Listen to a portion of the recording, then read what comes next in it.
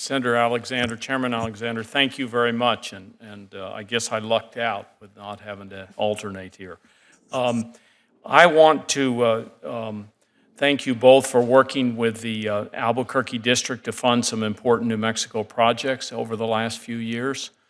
New Mexico often has a tough time in the President's budget request, so additional discretionary funds that this committee provides and your hard work is really critical in my state. We've had some good success funding flood control projects in Alamogordo, Socorro, the Southwest Valley, and others, and I'm very relieved that we've continued the New Mexico Acequias program. I hope you know what that is, Honorable Joelle and Darcy. I visited them about 4 years ago. Good, good. And to support the historic irrigation, these are very, as you know, historic irrigation canals that also help our local ecosystems and manage water flows. Additionally, I'm pleased that for 2016, the Corps has funded the Rio Grande Environmental Management Program for the first time.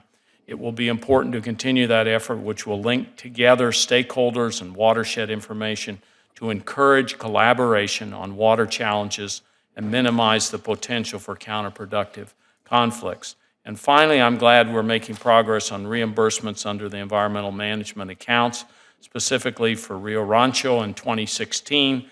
We talked about this issue last year, and I wanted to thank you for your attention to this issue. The Corps signed agreements years ago with a variety of New Mexico communities to fund water projects, and we need to close these accounts out.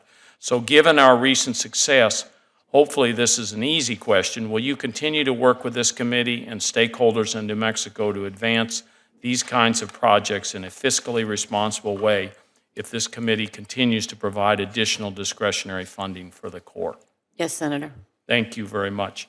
And now turning to the Commissioner of Bureau of Reclamation, Esteban, good, solid New Mexican that's back here. Good to see you again. Commissioner Lopez, I want to touch on an issue that's very important to me and one I know you're familiar with, the proposed Gila River Diversion Project. The Gila River is a crown jewel of the Southwest and one of the last remaining free-flowing rivers in the United States. The river provides amazing opportunities for recreation, wildlife habitat protection, and has unique historic value. And of course, we are also very sympathetic to the water needs of nearby communities and the agricultural needs. I understand why any proposal that could mean more water resources is a discussion worth having. But from everything I've seen, this project simply doesn't add up.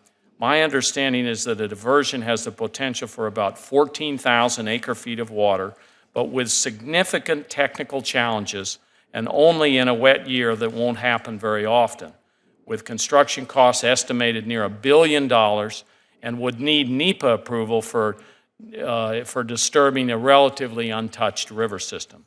In short, this doesn't seem like a viable or wise project. I understand that the environmental review process is the next step, and the Bureau of Reclamation, along with the New Mexico Interstate Stream Commission, are joint leads on this.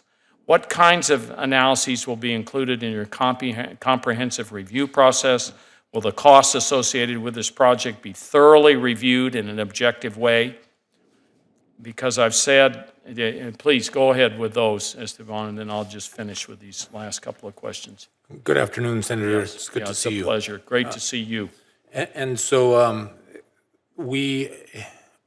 to date, New Mexico has yet, and the New Mexico unit entity has yet to propose a project. So we have not yet begun that process. But once they do, it'll be a few months before we begin a public scoping process.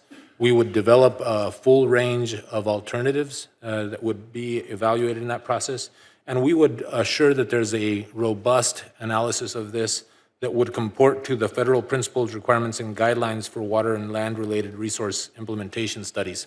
That was part of the agreement that was entered into last November.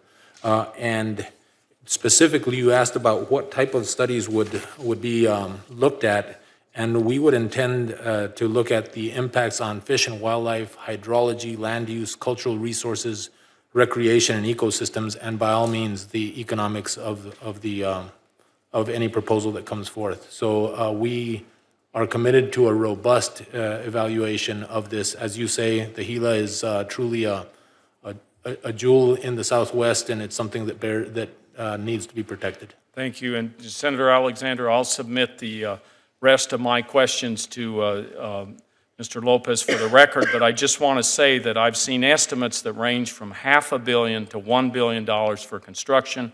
I can't see any White House Office of Management and Budget clearing a new billion-dollar federal water supply project with such limited potential. So thank you, and I'll submit additional questions and look forward to your answers. Thank you, Mr. Chairman.